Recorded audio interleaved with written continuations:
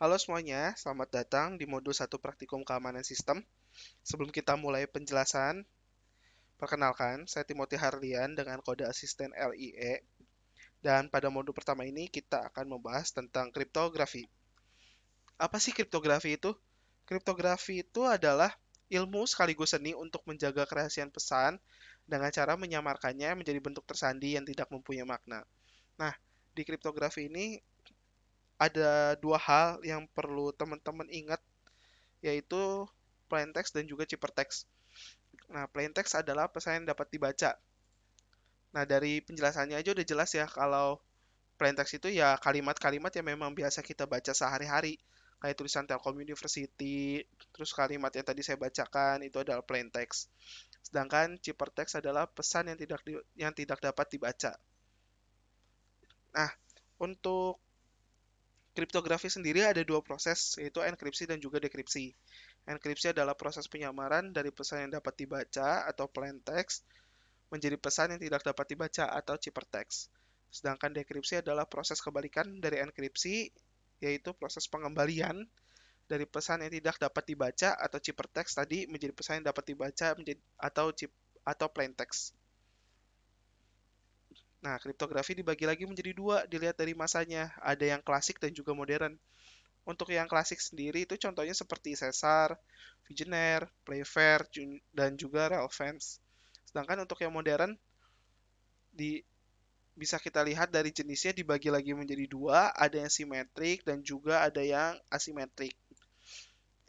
Yang simetrik ini contohnya seperti RC4, DES, dan AES, sedangkan asimetrik ini contohnya seperti RSA dan juga DSA.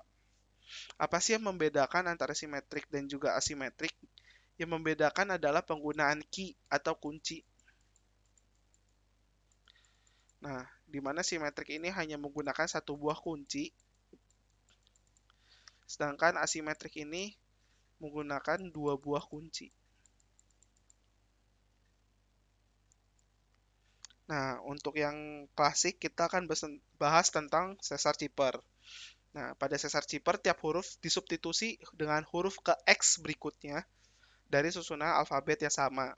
Nah, maksudnya disubstitusi dengan huruf ke X ini maksudnya adalah kita bisa melakukan pergeseran dengan huruf kesekian yang memang kita mau geser gitu. Bisa dua kali pergeseran, mau tiga kali pergeseran, mau 8 kali pergeseran, 12 kali pergeseran, 17 kali pergeseran sekalipun, itu bebas gimana teman-teman. Nggak ada patokan gitu ya. Nah, untuk di sini contohnya kita menggunakan pergeseran dua huruf. Kita melakukan pergeseran dua huruf. Berarti kan dari A nih, A kita geser dua, satu, dua. Nah, maka huruf A ini jadi huruf C. Gimana kalau misalkan digesernya tiga kali? Nah, kita coba nih. Dari A kita geser satu, kita geser dua, kita geser tiga. Maka huruf A akan menjadi huruf D kalau digeser sebanyak tiga kali. Begitupun seterusnya. Nah, untuk yang modern, kita akan bahas tentang RSA. Nah, algoritma RSA ini menggunakan dua kunci, yaitu public dan juga private, atau kunci publik dan kunci pribadi. Jadi seperti yang sudah kita singgung sebelumnya, bisa kita ketahui bahwa algoritma RSA ini merupakan kriptografi modern yang asimetrik karena dia menggunakan dua buah kunci. Apa sih fungsi public key dan private key-nya? Nah, fungsi dari public key dan juga private key ini dia untuk melakukan enkripsi dan juga dekripsi. Gimana sih bisa dapetin si public key dan juga private key ini? Nah, caranya itu melakukan perhitungan. Jadi perhitungannya seperti apa, contoh soalnya seperti apa, yuk kita simak sama-sama perhitungannya. Oke, jadi ini contoh soal untuk algoritma RSA. Soalnya adalah jika sebuah algoritma RSA menggunakan nilai P sama dengan 3 dan Q sama dengan 7, tentukan kunci publik dan private-nya. Oke, di sini kita udah dikasih tahu ya, nilai P adalah 3 dan Q sama dengan 7. Berarti kita tinggal mencari sisa variabel yang ditanyakan, yaitu N, Z, E, dan juga D. Ini Z ya, bukan 7, ini Z. Nah, oke. Yang ditanya adalah N, Z, E, dan juga D. Kita akan nyari nilai N-nya dulu. N sama dengan P kali Q. Ini adalah rumus dari N. Rumus dari N adalah N sama dengan P kali Q. P-nya tadi 3 dan Q-nya tadi berapa? 7 ya. Berarti 3 kali 7 hasilnya 21. Oke, simple ya. Lanjutnya kita nyari nilai Z. Rumus dari Z adalah P-1 dikali Q-1. Nah, nilai P itu kan tadi 3 dikurangin 1 dikali 7 kurangin 1. Sorry. 7 dikurangin 1. Maka 2 dikali 6 hasilnya adalah berapa? Yap, 12. Berarti kita udah ketemu ya, nilai Z-nya adalah 12. Nah, sedangkan untuk mencari nilai E ini kita tidak membutuhkan perhitungan. Tapi ada beberapa syarat yang harus kita ingat. Yang pertama, nilai E, kita harus memilih nilai E itu yang tidak punya faktor yang sama dengan Z. Lalu nilai E itu harus kurang dari nilai N. Dan juga nilai E adalah bilangan prima relatif terhadap Z. Oke, nanti kita cari faktornya dulu ya. Faktor dari nilai Z 12, 2, 6, 2, 3. Oke, bilangan prima ada apa aja? Yang kurang dari 21 ada 2, 3, 5, 7, dan sebagainya. Oke, bilangan 2 dan 3 jelas tidak bisa kita pakai karena dia udah faktor dari Z.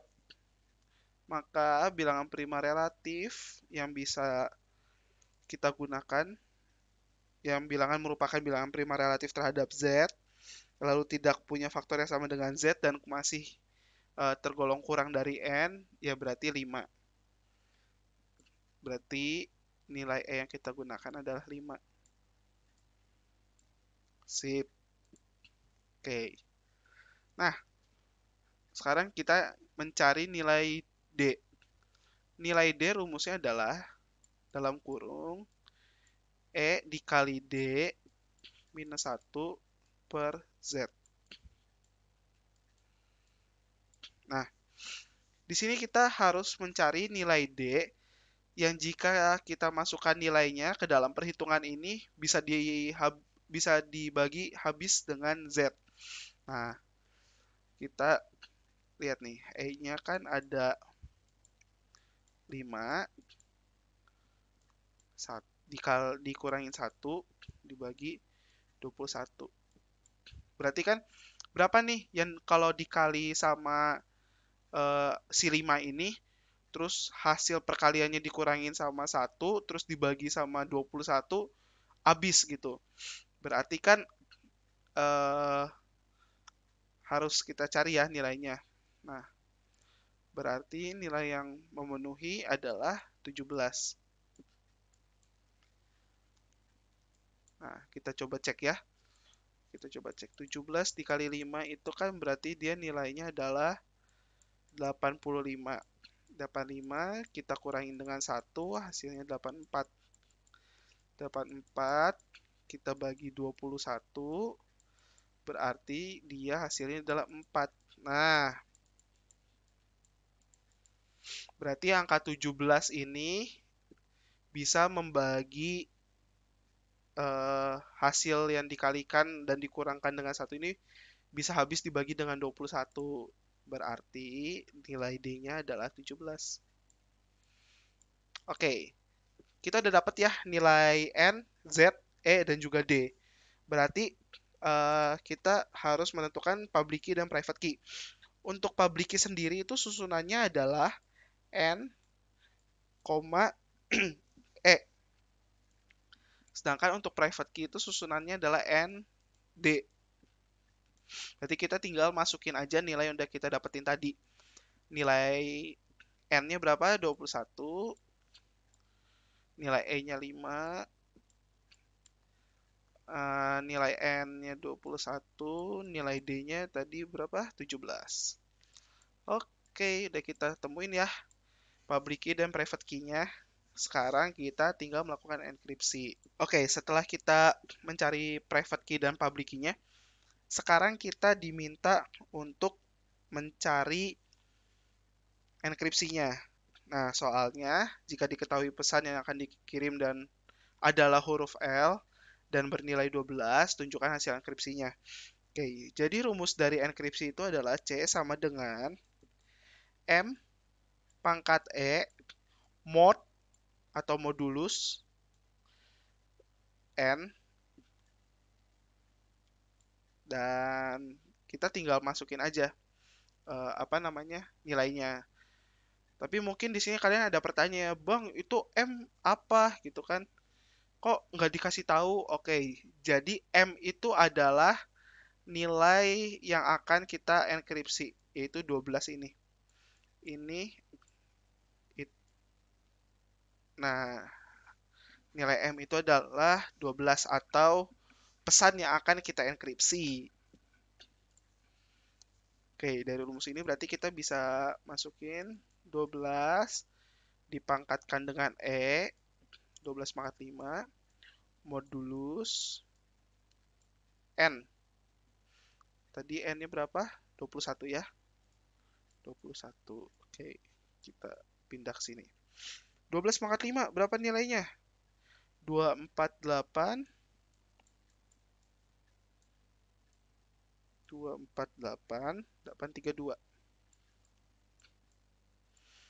Dimodulus dengan 21. Oke. 248, 832 modulus 21. Berarti hasilnya adalah berapa? 3.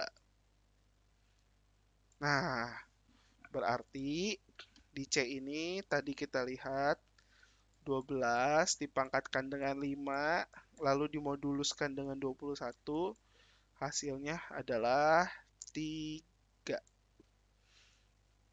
Nah, oke. Jadi, begitu cara untuk menghitung algoritma RSA. Setelah ini teman-teman bisa langsung untuk mengerjakan jurnal yang sudah disediakan. Jika ada pertanyaan atau kurang jelas, teman-teman bisa langsung tanyakan ke asisten di shift praktikum teman-teman sekalian. Mungkin segitu dulu yang bisa saya bagikan. Silakan dikerjakan jurnalnya. Terima kasih untuk perhatiannya. Mohon maaf bila ada kekurangan ataupun kesalahan. Sampai jumpa di modul-modul berikutnya. Terima kasih.